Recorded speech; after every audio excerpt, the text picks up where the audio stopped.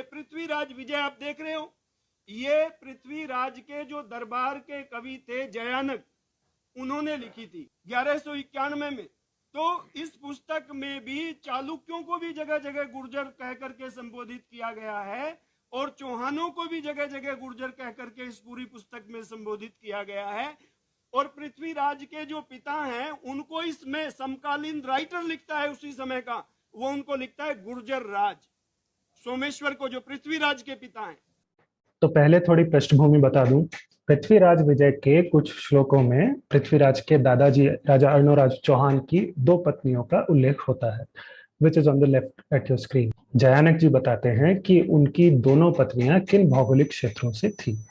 एक पत्नी को वो मरुभूमि से आई बताते हैं, अवीची भागो मरुभूमि नामा इन द फर्स्ट लाइन।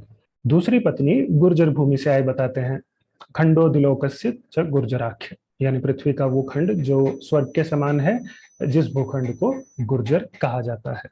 ठीक, तो यहाँ गुर्जर फिर से एक भौगोलिक क्षेत्र को कहा गया है, ठीक वैसे ही जैसे दूसरे क्षेत्र को मरुभूमि यानी रेगिस्तान कहा है। तो मरुभूमि से आई पहली रानी का नाम सुधवा था। गुर्जर देश से आई दूसरी पत्नी पाटन के सोलंकियों की राजकुमारी कांचन देवी थी, और कांचन देवी के पिता जयसिंह सिद्धराज सोलंकी उस समय पाटन यानी गुर्जर देश की राजधानी में राजा थे।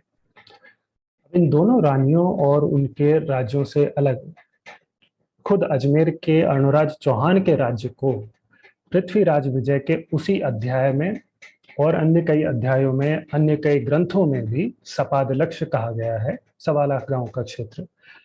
तो ऐसा एक श्लोक आपकी स्क्रीन पर दाईं तरफ है। अब गुर्जर शब्द की ओर लौटेंगे।